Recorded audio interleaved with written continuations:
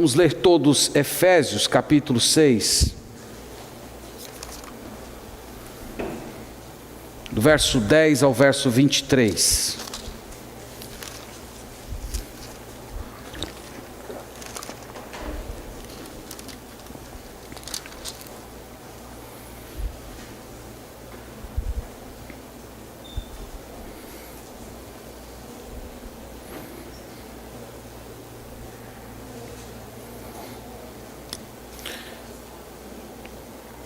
Efésios 6, a partir do 10, nós vamos ler até o final do capítulo. E assim a gente está encerrando essa série no livro de Efésios, que começamos em outubro do ano passado. Efésios 6, verso 10, a palavra do Senhor diz assim: Quanto ao mais, sede fortalecidos no Senhor e na força do seu poder, revestivos de toda a armadura de Deus, para poderdes ficar firmes contra as ciladas do diabo, porque a nossa luta não é contra o sangue e a carne, e sim contra os principados e potestades, contra os dominadores deste mundo tenebroso, contra as forças espirituais do mal nas regiões celestes. Portanto, tomai toda a armadura de Deus, para que possais resistir no dia mau, e depois de terdes vencido tudo, permanecer inabaláveis. Estais, pois, firmes, cingindo-vos com a verdade, e vestindo-vos da couraça da justiça. Calçai os pés com a preparação do evangelho da paz, embraçando sempre o escudo da fé, com o qual podereis apagar todos os dardos inflamados do maligno. Tomai também o capacete da salvação e a espada do Espírito, que é a palavra de Deus, com toda oração e súplica, orando em todo o tempo no Espírito, e para isto vigiando, com toda perseverança e súplica por todos os santos, e também por mim, para que me seja dada, no abrir da minha boca, a palavra para, com intrepidez, fazer conhecido o mistério do Evangelho, pelo qual sou embaixador em cadeias, para que em Cristo eu seja ousado para falar, como me cumpre fazê-lo. Amém. Meus irmãos, nós estamos, pela misericórdia de Deus, chegando ao final das nossas meditações na carta de Paulo aos Efésios. Nós falamos que essa epístola, além de ter sido escrita à igreja de Éfeso, era também uma carta circular. Ela chegava às igrejas da época. E nós já temos afirmado durante todos esses meses que a carta pode ser dividida em duas partes. Na primeira parte, ele fala dos nossos privilégios, ele fala da nossa salvação através do Pai, do Filho e do Espírito Santo. Ele fala da graça de Deus, ele fala da união entre gentio e judeu dentro da igreja. Ele fala do próprio motivo pelo qual ele estava preso, por pregar o Evangelho do Senhor Jesus. E a partir do capítulo 4, ele começa a nomear os nossos deveres, dizendo que nós devemos andar do modo digno da nossa vocação. Ele diz que nós não podemos mais andar nas trevas. E em seguida ele entra naquela dinâmica de tirar a roupa suja, vestir a roupa limpa, falando de uma série de práticas cristãs que nós precisamos abandonar e hábitos que nós devemos cultivar. E ele entra pelo capítulo 5 descrevendo essas coisas e chegando até os deveres de pai, de mãe, de esposo, de esposa, como criar filhos, como trabalhar. E ele fala tudo isso a partir do fato de que nós devemos ser cheios do Espírito Santo. No versículo 10 aqui do capítulo 6, ele introduz o último assunto da sua carta com essa expressão: quanto ao mais. Quanto ao mais significa: resta ainda uma coisa para dizer para vocês. Então ele deixou esse assunto como sendo o último assunto da sua carta. E basicamente essa seção vai dizer o seguinte: resta uma coisa para dizer para vocês, irmãos. Cumprir os seus deveres, desfrutar dos privilégios em Cristo será uma tarefa muito difícil. Vocês vão ter muitas dificuldades em experimentar tudo que eu falei para vocês até o capítulo 3 e tudo que vocês devem fazer do que eu venho dizendo até agora. Vocês terão muita dificuldade, porque há uma batalha espiritual acontecendo. Há espíritos terríveis junto com o diabo, e ele está lutando, batalhando, impedindo que vocês desfrutem dos benefícios do Evangelho e que vocês também exercitem a prática da vida cristã. Então ele vai falar isso. E dentro de toda essa apresentação dessa batalha espiritual, ele traz a seguinte mensagem: nós precisamos tomar a armadura de Deus. E nós dissemos já para vocês na semana passada que a armadura de Deus é o próprio Jesus com o seu poder. A armadura de Deus é uma ilustração para o que ele disse, que nós devemos ser fortalecidos no Senhor e na força do seu poder. Portanto, a armadura é o próprio Cristo. Ele apresenta nessa carta que Cristo derrotou todos os poderes demoníacos na cruz. Cristo derrotou o diabo na cruz. E ele diz que pelo fato de nós sermos participantes em Cristo, nós termos morrido com Cristo, ressuscitado com Cristo na conversão, ele diz que nós somos participantes dessa vitória. Portanto, nós podemos nessa batalha espiritual vencer com Cristo e vencer no poder de Cristo. A ordem que ele dá para a gente nessa passagem é essa: fiquem firmes. Ele diz 3 vezes isso: fiquem firmes, estáis pois firmes. Então é uma batalha de resistência. Ele não diz para você amarrar o diabo, ele não diz para você enfrentar o diabo partindo para cima dele, ou como dizia quando eu era criança, hoje a moda é dizer está amarrado, né? Quando eu era criança a moda era dizer queima. Queima, não sei se você é desse tempo, eu ainda sou do tempo do queima. Então a ordem não é essa, a ordem é resistir. Resistir. Ele diz isso 3 vezes. Ele nos coloca na posição de soldados. Nós somos soldados que acabaram de conquistar um posto avançado na trincheira do inimigo, e nós precisamos ficar alertas, nós precisamos nos entrincheirar, estar prontos para a batalha, porque a qualquer momento o inimigo pode querer fazer um ataque surpresa para retomar aquele posto estratégico. E nós falamos também, meus irmãos, sobre o modo como o diabo guerreia contra nós. O texto diz que ele usa ciladas, armadilhas. O desejo dele é capturar nossa mente, é capturar o nosso coração, é levar a gente ao erro, é nos fazer acreditar em uma mentira, nos levar para longe de Deus. Ele sabe que se de alguma maneira ele nos fizer crer no erro, ele vai conduzir a nossa alma para o inferno. E esse é a grande luta dele. Então hoje na última sessão aqui da nossa meditação dessa passagem, eu quero olhar com vocês as peças da armadura, o modo como ele ilustra Cristo, esse revestimento de Cristo que nós devemos ter. Se você fosse analisar tudo que os grandes pensadores da história do cristianismo falaram sobre essa passagem, você vai encontrar 2 formas de interpretar esse texto.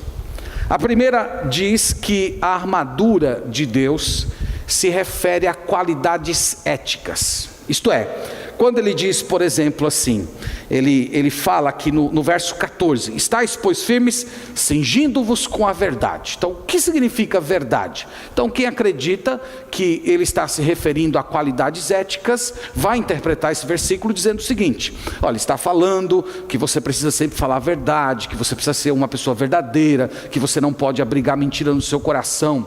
Quando ele fala de couraça da justiça, é para falar que você tem que ser uma pessoa reta, que você precisa ser uma pessoa correta, que você precisa ser uma pessoa justa. Mas tem uma outra forma de ler esse texto que pessoalmente eu considero que é a mais adequada. As peças da armadura, meus irmãos, não são qualidades éticas nossas, mas as peças são aquelas coisas que Cristo conquistou na cruz e nos dá. Eu entendo isso por causa do verso 10, quando ele diz: quanto ao mais, sede fortalecidos no Senhor e na força do seu poder. Então nós somos fortalecidos no Senhor, por causa do Senhor, no poder do Senhor. Então não é alguma coisa que eu faço mas é alguma coisa que Cristo faz por mim. Portanto, eu entendo aqui que ser revestido da armadura de Deus é ser fortalecido na força de Cristo e do seu poder. A armadura é o próprio Jesus. Sendo assim, quando o texto nos diz revesti-vos da verdade, ele não está falando necessariamente que eu tenho que ser uma pessoa verdadeira, mas que eu preciso me revestir de Cristo, que é o caminho, a verdade e a vida.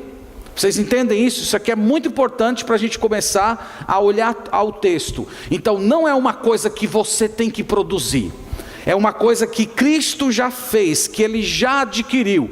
Na verdade, essas peças da armadura, elas já foram conquistadas por Cristo e elas já foram entregues para você. Sabe quando? No dia da sua conversão. No dia da sua conversão você já recebeu toda a armadura de Deus.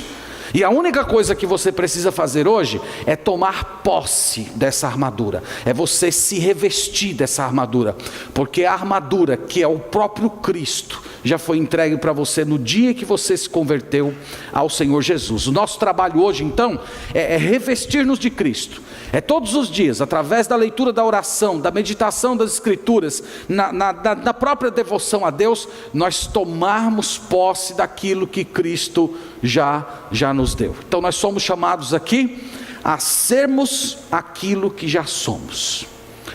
Dito isso, vamos para o versículo, começando com o verso 14, onde ele afirma o seguinte, na primeira parte do verso 14: estais, pois, firmes, ou melhor, estai, pois, firmes, cingindo-vos com a verdade. Então o que ele está falando aqui? Ele está falando que nós temos de nos vestir da verdade como se ela fosse um cinto.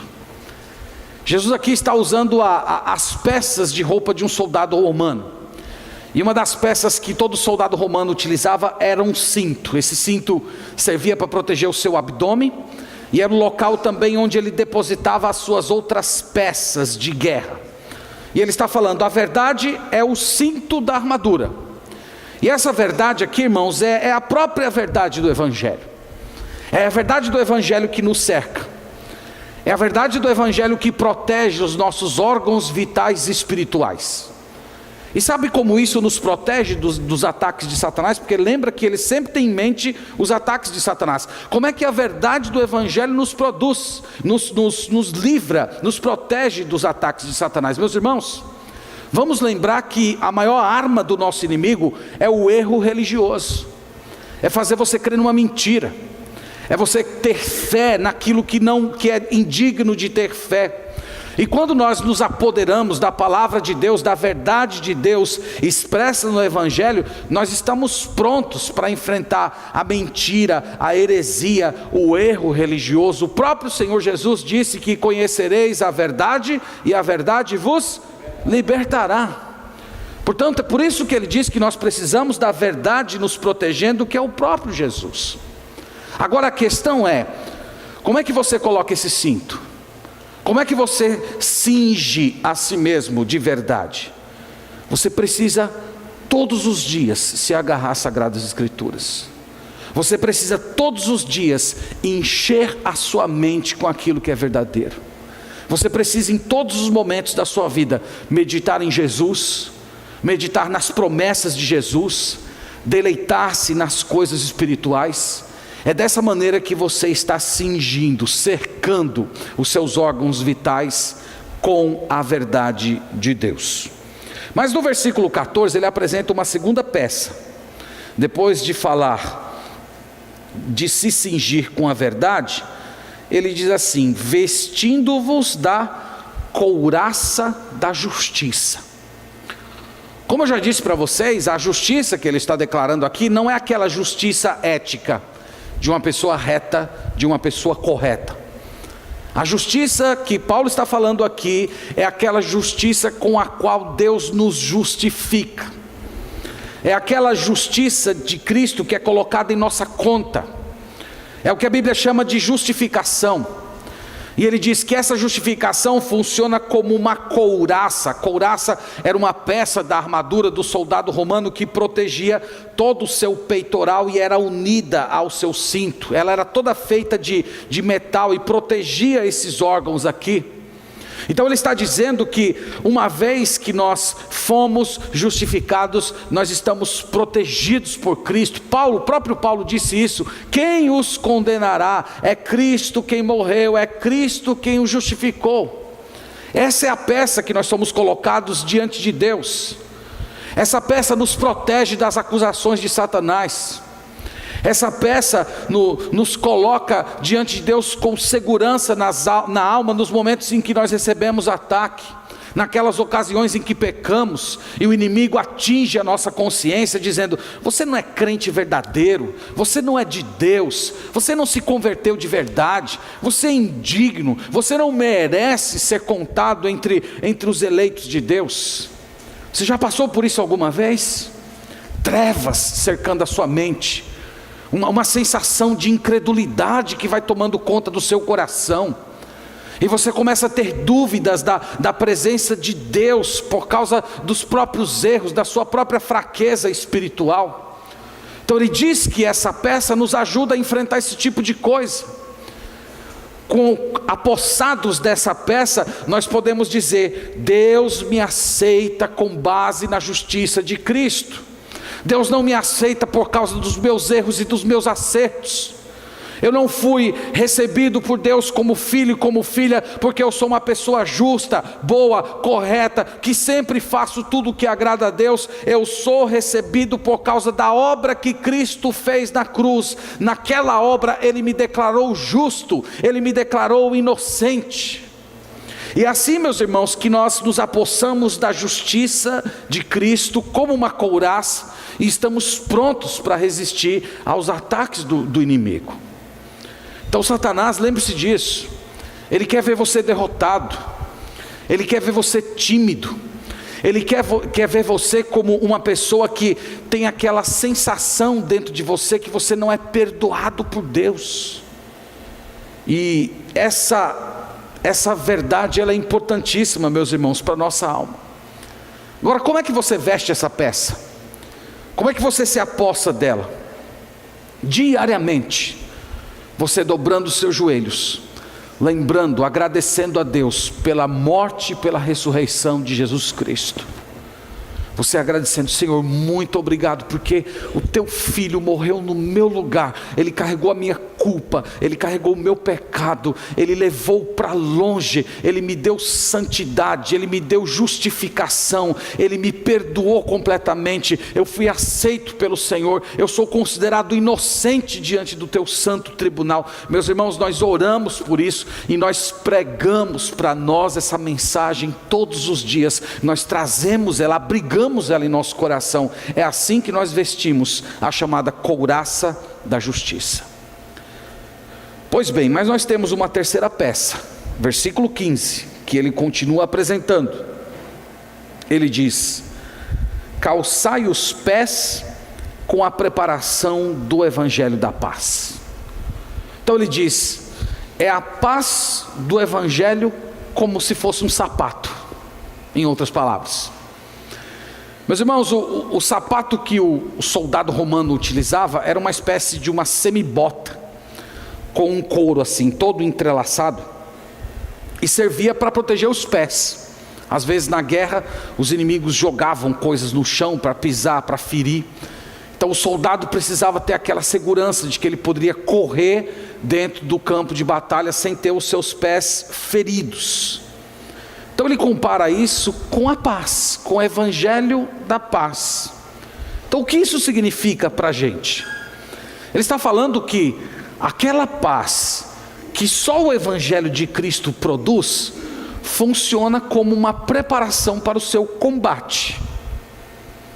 Meus irmãos, o evangelho, a Bíblia diz que o evangelho é a boa notícia de Deus, que o Pai deu o seu Filho para morrer em nosso lugar, e que todos os que creem nessa promessa, eles são salvos. A mensagem do evangelho é a mensagem de que Deus não quer ser mais seu inimigo. Deus deseja ser o seu amigo. Então ele diz que ser calçado com o evangelho da paz é você ter o seu coração, aquela tranquilidade de pensar: Deus não é meu inimigo. Eu fui aproximado, fui reconciliado com Deus. Você consegue imaginar uma vida assim? Em que além de você sair todos os dias, se levantar para enfrentar uma guerra espiritual, para você lutar contra os inimigos da nossa alma, você ainda ter Deus como sendo seu inimigo? Isso é uma coisa terrível. E ele diz que nós precisamos do evangelho, porque é o evangelho que nos traz a paz. Justificados, pois, mediante a fé, tendes paz com Deus. Então o evangelho nos reconcilia com Deus, e uma vez reconciliados com Deus, nós podemos levantar todos os dias com o nosso coração tranquilo, sabendo: eu vou enfrentar mais um dia de batalha, eu vou enfrentar inimigos terríveis, mas eu sei que Deus está do meu lado.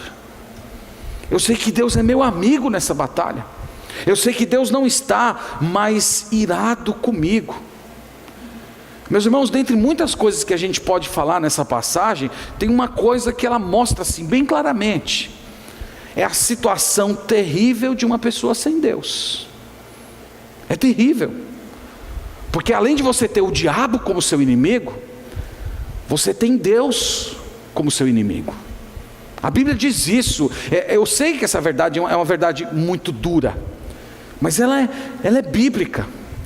E uma pessoa que está nessa situação, como é que ela pode escapar da condenação? Porque ela vai viver a sua vida inteira aqui sendo assediada pelo diabo, e quando ela morrer, ela vai se encontrar com um Deus que é inimigo dela. Então ele diz: você precisa do evangelho, você precisa crer do evangelho, você precisa dessa paz com Deus, porque uma vez que os seus pés estão calçados com essa paz de Deus que você tem através do evangelho, você pode entrar no campo de batalha sabendo que Deus está ao seu lado, e você saber que no dia em que essa batalha terminar e você for chamado por Deus, você vai encontrar com Deus que vai te receber como um amigo. Então é uma coisa, irmãos, muito séria, muito séria. Você precisa ter essa certeza de que você está batalhando todo dia e você tem Deus como seu amigo. Eu não estou falando apenas de uma sensação de ter Deus como seu amigo, uma sensação de ter Deus cuidando de você, mas você ter uma convicção de que: eu sei que Deus é meu amigo porque eu criei nesse evangelho. Eu criei que Jesus Cristo morreu pelos meus pecados. Eu acredito que Jesus é o meu Salvador. Eu depositei toda a minha esperança, eu confio simplesmente nele. Ele é o meu Deus, ele é meu Senhor, eu vivo para ele, eu sou dele. Então essas pessoas, elas podem partir para o campo de batalha todos os dias, tendo a convicção de que elas têm em Deus o seu melhor amigo. Mas ele continua, agora no verso 16, dizendo o seguinte: embraçando sempre o escudo da fé, com o qual podereis apagar todos os dardos inflamados do maligno. Então ele diz aqui que nós temos que ter fé em Cristo como se fosse um escudo. O escudo, irmãos, era muito importante para um soldado romano. Eu acho que vocês já devem ter visto esses escudos, porque os filmes replicam isso direto. Era um escudo quadrado, grande, que eles às vezes se juntavam rapidamente e ficava quase como se fosse um casco de uma tartaruga. Você já deve ter visto isso em algum filme. Normalmente era um escudo feito com 2 folhas de madeira. Então quando os inimigos jogavam flechas, aquelas flechas que eles colocavam na ponta produtos inflamáveis e acendiam aquilo e jogavam aquelas flechas queimando, elas atingiam a primeira folha do escudo, mas não penetrava a segunda. Uma outra forma desse escudo era o escudo feito de madeira, mas revestido com pele de animal, a pele molhada. Então quando a flecha queimando batia, ela imediatamente se dissipava. Então ele diz que a fé é o nosso escudo. A fé é o nosso escudo. Mas tem uma questão importante aqui: a fé em quê? Ou em quem? Todos vocês sabem que fé em termos básicos, significa crer, acreditar, confiar em alguém, confiar em algo. Mas há pessoas, eu não sei se você já percebeu isso, mas há pessoas que têm fé na fé. Sabe como é fé na fé? É você perguntar assim, a uma pessoa chegar para você e olha, eu acredito que ano que vem o Brasil vai sair da crise. Ok. Você acredita por quê? Eu acredito porque eu acredito. Isso é ter fé na fé. É uma fé em que ela é apoiada na própria fé. Você acredita porque simplesmente acredita. Então, o que o texto sagrado aqui, irmãos, está dizendo é que não basta apenas você dizer que crê, não basta apenas você dizer que tem fé, mas a questão é em quem você crê. Porque você pode acreditar numa mentira, você pode acreditar em um Cristo que não está relatado na Bíblia. E se você crê em um Cristo que não foi relatado na Bíblia, você está crendo em vão, como o apóstolo Paulo diz em 1 Coríntios capítulo 15. Então, o que salva você, preste atenção nisso, não é o fato de você ter fé, mas é o fato de se sua fé está posta no Senhor Jesus Cristo. Você confia nele, você acredita nele, você acredita que aquilo que ele fez na cruz foi por você, e você se retira, tira sua roupa de boas obras, de boa religião, de bom sujeito, e você diz: eu não acredito em nada, eu não acredito em mim mesmo, eu não acredito na minha bondade, eu não acredito na minha religião, eu não acredito em nada que eu sou, eu acredito simplesmente em Jesus Cristo, eu depositei a minha fé nele. Porque se você deposita a sua fé em si mesmo, se você deposita a sua fé em ídolos, se você deposita a sua fé em deuses pagãos, você simplesmente está condenado. Portanto, quando o apóstolo Paulo diz aqui que nós temos que ter a fé como nosso escudo, é para dizer que essa fé precisa estar em Jesus, no evangelho pregado em Jesus. É ali que nós depositamos a nossa fé e obtemos salvação. A questão é, como é que eu porto esse escudo? Como é que eu me aposso dele? Irmãos, nós precisamos diariamente exercitar a nossa fé. Romanos capítulo 10, o apóstolo Paulo diz que a fé vem pelo ouvir a palavra de Deus. Então é assim que você se apossa desse escudo da fé.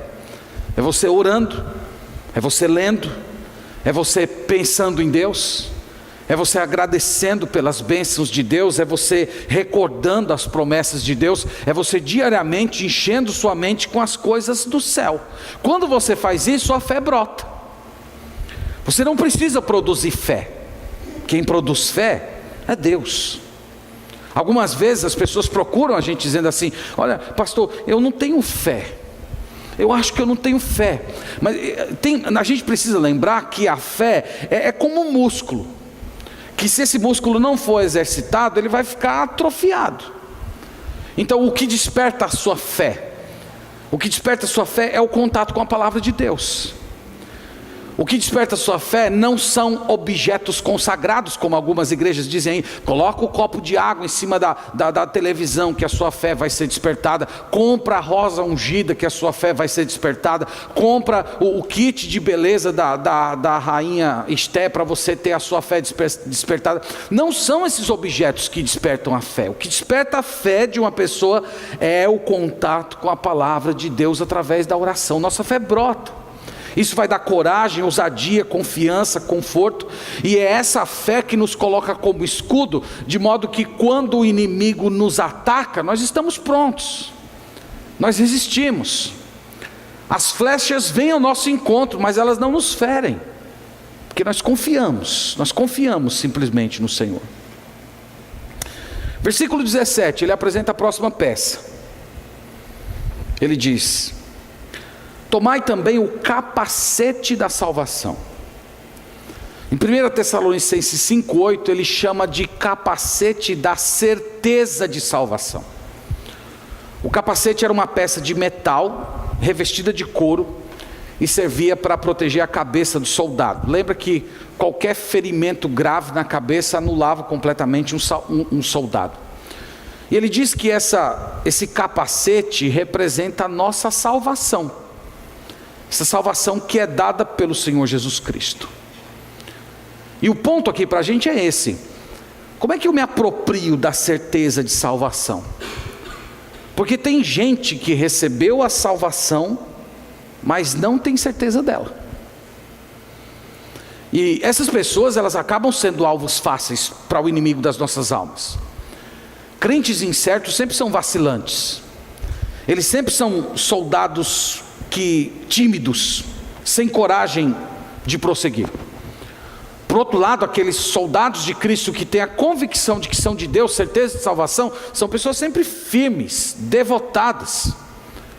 Mas eu quero dizer a vocês essa noite que tem algumas coisas que às vezes roubam a nossa certeza de salvação. Uma delas é o pecado. O pecado que você cultiva, que você martela, e que você permite que ele se abrigue, que ele se torne um hábito escravizador. Aquilo vai drenando da sua mente aquela segurança em Deus, aquela confiança de que você é do Senhor. Às vezes não é o pecado em si, pode ser uma doutrina errada. Você aprendeu, você foi instruído na escola dominical, seja lá por quem te ensinou, ou fez discipulado com você, semeou na sua mente a ideia de que uma pessoa pode perder a sua salvação, que ela pode decair da graça, que ela pode hoje estar com Cristo e amanhã não estar mais no Senhor, e você peca e de repente no seu pecado você tem insegurança. Isso também rouba da gente.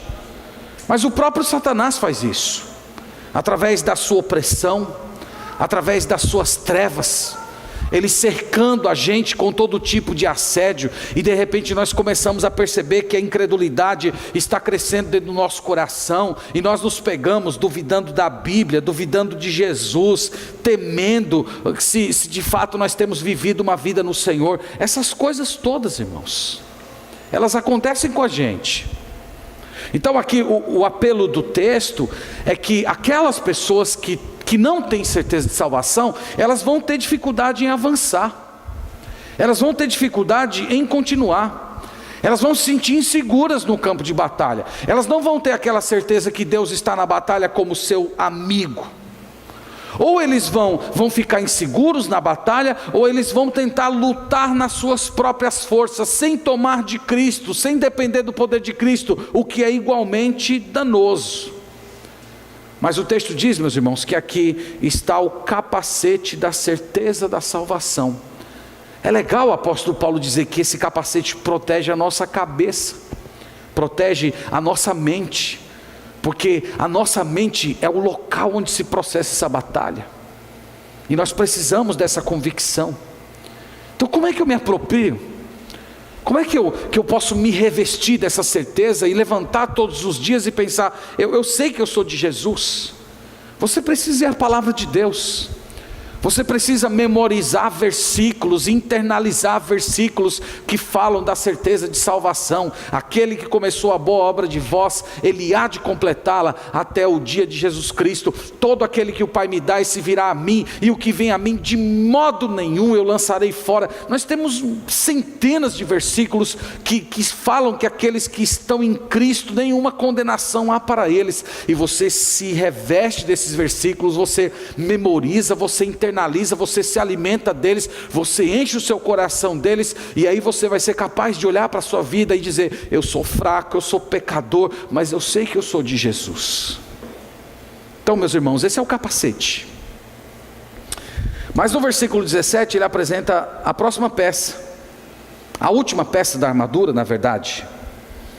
Depois de falar do capacete da salvação, ele fala da espada do Espírito, que é a palavra de Deus. Então a palavra de Deus como espada. Essa espada do soldado romano era uma espada curta. Ela era utilizada para luta corpo a corpo. E o apóstolo aqui está dizendo que ela representa a palavra de Deus. E quem usa essa palavra, essa espada, o texto diz, essa palavra é o Espírito. Ela é chamada de espada do Espírito. Ela não é sua, não é você que maneja, é o Espírito que maneja. Como é que acontece esse manejo? Mateus capítulo 4 é a grande ilustração.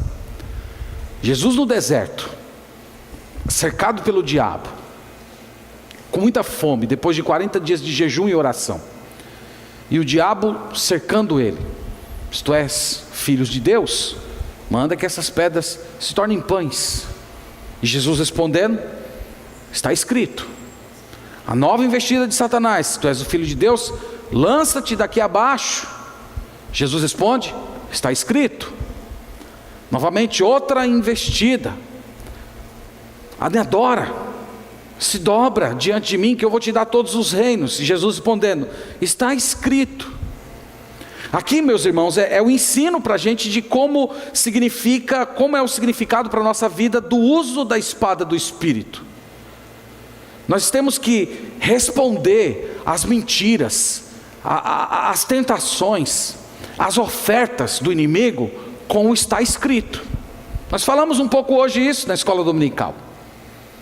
Então você leva uma fechada no trânsito, vem aquele não posso dizer isso, porque está escrito que da boca daquelas pessoas que creram não deve sair palavras de maldição, deve sair palavras de ações de graças. De repente vem uma pessoa no seu trabalho se oferecendo para você, dando uma oportunidade de você ter um caso com essa pessoa, e você olha para aquilo e diz: eu não posso, porque está escrito, a vontade de Deus é a vossa santificação, que vos abstenhais da prostituição. Vem uma pessoa propondo para você um negócio escuso, você entrar dentro de uma negociata estranha, você diz: eu não posso fazer isso, porque está escrito que deixando a mentira, fale cada um a verdade, porque somos membros uns dos outros. Então, para cada investida, para cada tentação, para cada situação da sua vida, você tem nos seus lábios está escrito. Meus irmãos, sabe por que tem tanto crente caindo hoje? Porque ele não sabe onde está escrito, e não sabe o que está escrito.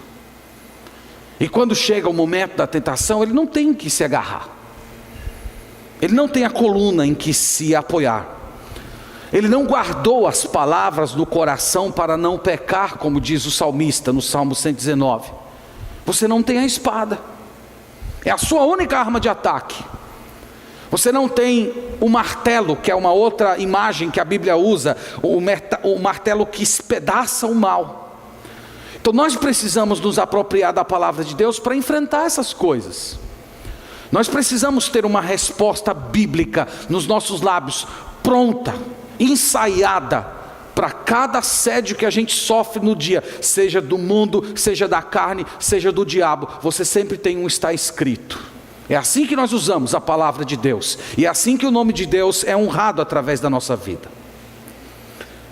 Mas, meus irmãos, o apóstolo Paulo, depois de descrever todas as peças da armadura de Deus, ele termina com um chamado à oração, a partir do verso 18, um chamado muito bonito.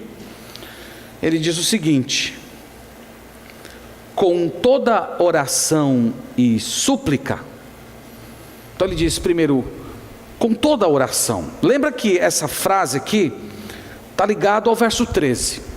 Essa frase aqui é para responder a pergunta: como tomar a armadura de Deus? No versículo 13 ele diz: tomai toda a armadura de Deus. Como? Com toda oração e súplica. Todo tipo de oração. Aqui quando ele fala toda a oração, ele está falando das várias maneiras, das várias formas de oração. Existe oração de gratidão, existe oração de súplica, existe oração de intercessão, existe oração de confissão de pecados. Há uma variedade de orações na Bíblia. Ele diz: você precisa orar.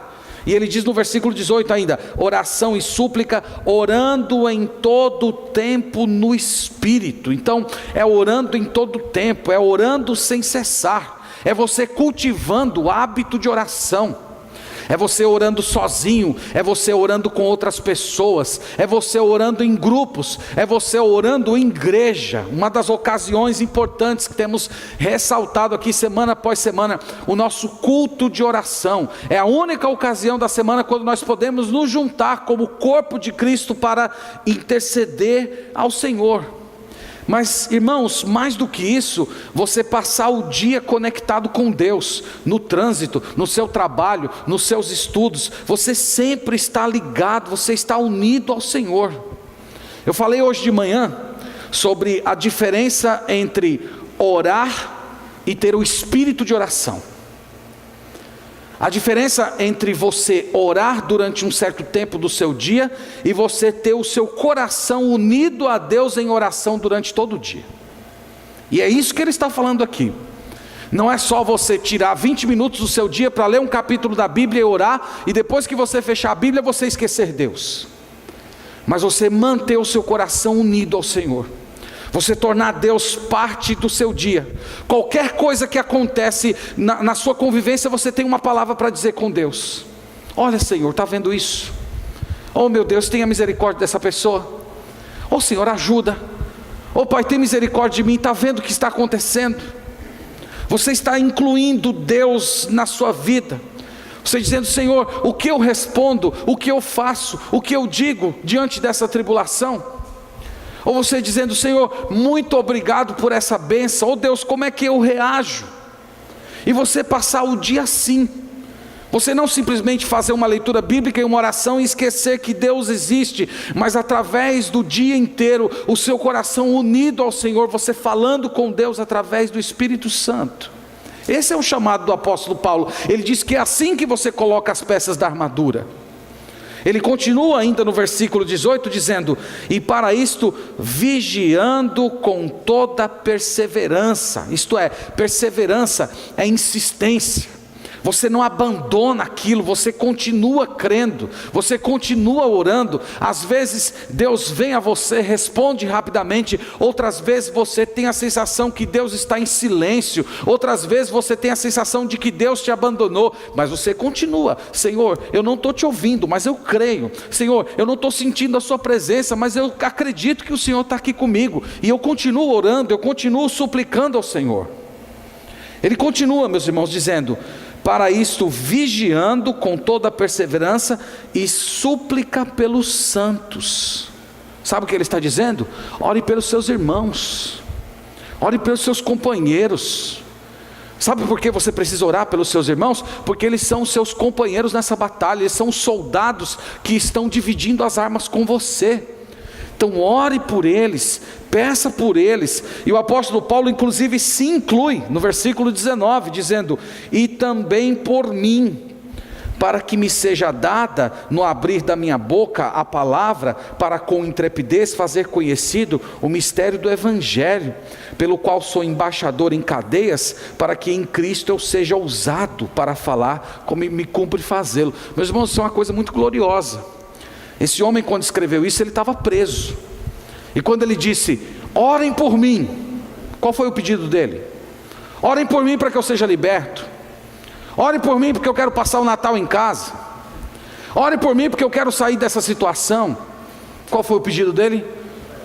Orem para que Deus me dê ousadia na pregação do Evangelho, aqui nessa prisão, evangelizando pessoas. Em Filipenses a gente descobre que ele estava evangelizando os próprios soldados que estavam cercando a sua cela. Ele diz: orem por mim, eu quero ser fiel, eu quero continuar sendo um crente verdadeiro, onde eu estiver, no meio de uma praça ou encerrado dentro de uma prisão, eu quero continuar sendo fiel a Deus e proclamando a verdade de Deus. Vocês percebem que tipo de oração gloriosa? Então aqui, meus irmãos, é um chamado para a sua oração. É assim que você vence a guerra. É uma guerra que você vence com o seu joelho no chão. É uma guerra que você vence em sintonia com o Senhor. É uma guerra em que você consagra ao Senhor cada acontecimento do seu dia. Todas as suas vitórias e todas as suas derrotas você coloca na frente do Senhor. Você clama por Ele, você pede por Ele. Pois bem, meus irmãos, nós estamos caminhando para a conclusão. Eu tenho algumas palavras finais e depois nós vamos orar. Eu espero que tenha ficado bem claro para vocês que há uma batalha espiritual acontecendo ao nosso redor. Há uma batalha. Eu disse domingo passado que algumas pessoas parece que são mais sensíveis a isso, outras menos sensíveis. Sensível ou não, ela está acontecendo. E essa batalha, ela se concentra na sua mente. Essa batalha não tem nada a ver com doenças, perdas materiais. Primariamente ela não tem a ver com isso, como algumas igrejas gostam de dizer. Porque a maior arma do diabo contra você é a mentira, é a distorção da verdade, é fazer você crer no erro. Então existe uma batalha, uma cilada armada para capturar sua mente e seu coração, para levar você distante de Deus. Mas louvado seja Deus, porque em Jesus, pelo fato de estarmos em Cristo, nós já estamos numa posição de vitória. Na cruz Jesus venceu todos os poderes do diabo e os seus demônios. Na cruz ele esmagou a cabeça da serpente, e a vitória de Jesus, diz a Bíblia, é nossa vitória. Então enquanto nós aguardamos o dia de Cristo, quando Ele vai vir com novos céus e nova terra, e vai consumar de vez a derrota do diabo, lançando ele no lago de fogo, enquanto esse dia não chega, nós precisamos tomar a armadura de Deus em oração. Nós precisamos de tempo com Deus, meditação na palavra de Deus. Nós precisamos encher a nossa mente com a verdade dos céus, tirar tempo do dia para vestir essa armadura, para não nos pegarmos vulneráveis aos ataques dos inimigos. Você precisa disso. Você vai chegar ao céu, evidentemente, mas você pode chegar como um soldado que está exibindo o estandarte da vitória de Cristo, ou você pode chegar no céu como um soldado fraco, manco e carregado nas costas pelos seus outros irmãos. Você tem essas duas opções de vida cristã. Eu não estou falando aqui de perder salvação. Você vai chegar no céu, mas você vai chegar como um soldado ferido, carregado pelos seus irmãos, carregado pelo pastor. Se Deus me der a graça de carregar você, eu estou feliz. Mas muito mais do que isso, eu queria ver você alçando a vitória de Cristo, você chegando com o estandarte da vitória de Cristo, dizendo aqui, ó, eu sou vencedor, não por causa da minha força, mas eu sou vencedor porque Cristo está em mim. É o desejo de Deus para a gente. E eu sei que no nosso meio essa noite tem muita gente lutando. Luta no casamento, luta no trabalho, luta nos relacionamentos, lutas espirituais. Eu sei disso. E eu queria perguntar a você que, será se você não está precisando dedicar mais tempo na presença de Deus? Por que Satanás tem atingido tanto você? Por que ele tem conseguido assediar tanto a sua vida? Por que ele está conseguindo espaço? Eu acredito que você precisa rever o seu tempo e consagrar mais tempo ao Senhor, orar mais tempo, ter espírito de oração, porque é assim que nós resistimos e vencemos. Eu queria falar com as pessoas que estão aqui e que caíram, que estão presas em pecado, comportamento reprovável, hábitos escravizadores, talvez dentro de um relacionamento pecaminoso, e toda essa sujeira moral e espiritual tem impedido você de desfrutar mais do Senhor. Você já não tem aquela alegria pulsando dentro de você pelo Senhor. Eu quero te lembrar essa noite que Deus não tem prazer em deixar soldados feridos para trás. Deus não quer que você continue caído. Deus não tem a alegria de ver que seus filhos não conseguiram ficar firmes e foram feridos pelo inimigo. Ele quer te levantar, Ele quer te curar, Ele quer revestir você novamente com a armadura, colocar você de novo no campo de batalha, trazer você aos seus companheiros de armas. Deus quer fazer isso com você essa noite, combater o bom combate da fé. E só tem um caminho para a sua restauração, é o arrependimento. É você voltar a Jesus Cristo, pedindo perdão, aceitando o perdão de Deus, e então tomar sua armadura e recomeçar. Lembre-se disso. Deus está aqui essa noite querendo restaurar você. E eu queria terminar essa noite falando com você que ainda não creu em Jesus, você que ainda não entregou seu coração ao Senhor Jesus. Você viu tudo que nós descrevemos aqui, tudo que nós lemos está na Bíblia. Nós não inventamos nada do que está escrito aqui. Então imagina que você tem que enfrentar todos esses poderes, todos esses seres malignos que estão conspirando para destruir, para levar sua alma para o inferno. E imagina você ter que enfrentar todos esses inimigos terríveis sem ter Deus ao seu lado, sem ter Deus como seu amigo. Porque pior do que todos esses demônios que nos cercam é você ter a realidade espiritual de que Deus não é seu amigo, que Deus não está com você no campo de batalha, que não está tudo bem entre você e Deus, como às vezes você pensa que está. Eu quero dizer a você essa noite que só tem uma maneira de você ser reconciliado com o Senhor, de você poder chamar Deus de amigo, de você poder ter aquela paz de que você se levanta para a guerra de todo dia e você tem ao Senhor ao seu lado. Só tem um caminho, é o arrependimento e a fé em Jesus. Esse é o caminho. É você se curvar diante daquele que é rei. É você jogar fora as armas da rebelião. É você dizer: Senhor, minha vida é tua, não sou mais eu, de hoje em diante é o Senhor, é a tua vontade. Eu quero me entregar a Jesus. Eu creio, Senhor, que Cristo morreu pelos meus pecados. Eu acredito nisso. Eu entrego a minha vida do jeito que eu sou fraco, eu sou pecador, eu faço muitas coisas erradas, mas eu acredito em Jesus, eu entrego, eu me consagro a Ele. De hoje em diante eu creio que Ele é meu Salvador e eu vou viver na força dEle uma vida nova. Creia hoje. Você vai continuar tendo o diabo como seu adversário, mas a Bíblia diz que maior aquele que está em nós do que aquele que está no mundo. Então você ter Deus como seu amigo, e se você não fizer isso, a sua situação é terrível, porque a Bíblia diz: terrível coisa é cair nas mãos do Deus vivo. Então abra o seu coração hoje à noite, pare de lutar, porque a Bíblia diz: se Deus é por nós, quem será contra nós? Mas irmãos, e se Deus for contra nós? O que vai ser da nossa vida? Então para de adiar. Você precisa dessa paz. Você precisa ter o seu relacionamento restaurado com Deus. Você precisa de reconciliação. E só assim é que você vai poder ser revestido da armadura de Deus e enfrentar todas as astúcias do diabo.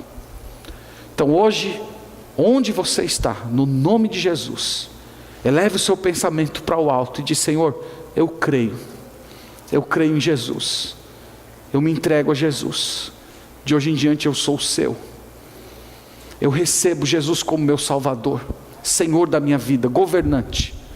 Eu acredito que o sangue dele me purifica de todo o pecado, e desse modo você vai vencer todas as astúcias do diabo e ainda vai herdar a vida eterna.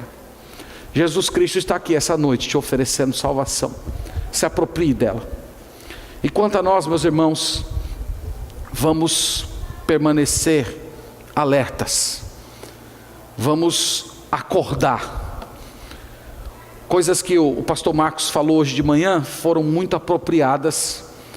Coisas como lembrar que além dessa realidade tem uma outra realidade que está acima dessa. O mundo real, o mundo verdadeiro, que nós não enxergamos com esses olhos, mas ele interage com a nossa existência.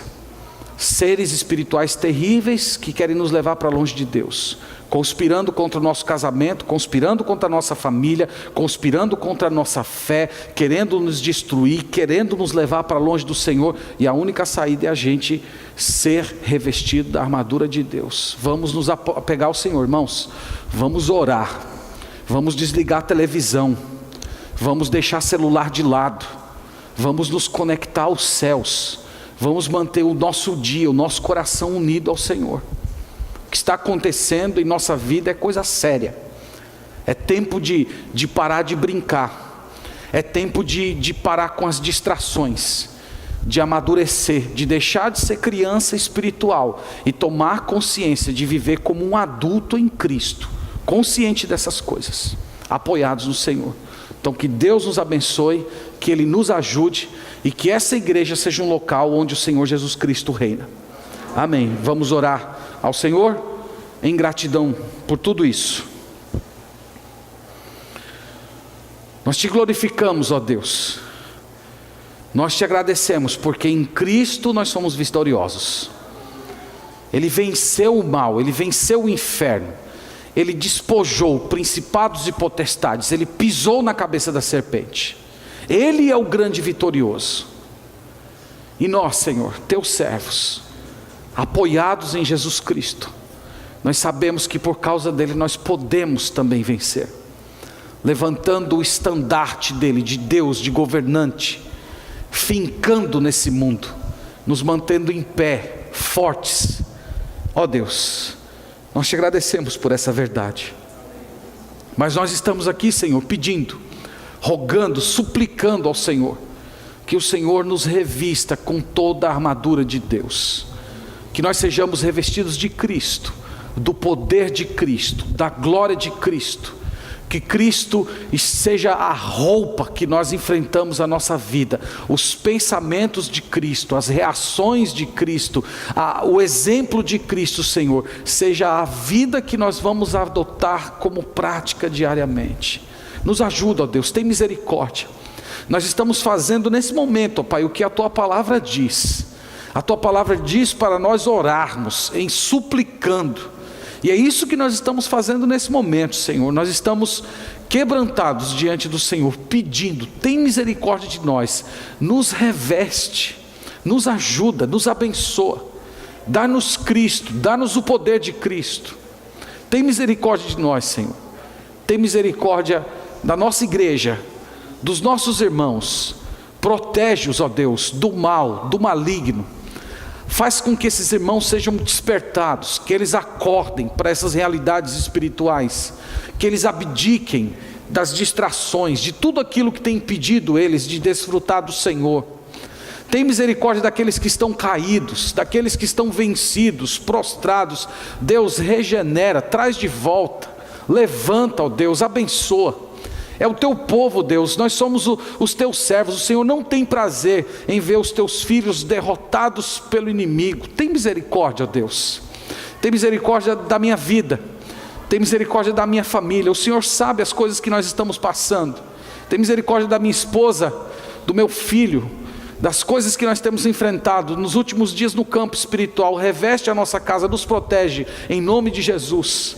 E protege essa igreja, esses irmãos, que eles saiam daqui revestidos do Senhor, prontos para uma vida plena, uma vida forte, uma vida de vitória, em que eles resistem ao diabo e o diabo foge deles. É a nossa oração, Deus, no nome de Jesus Cristo. Amém.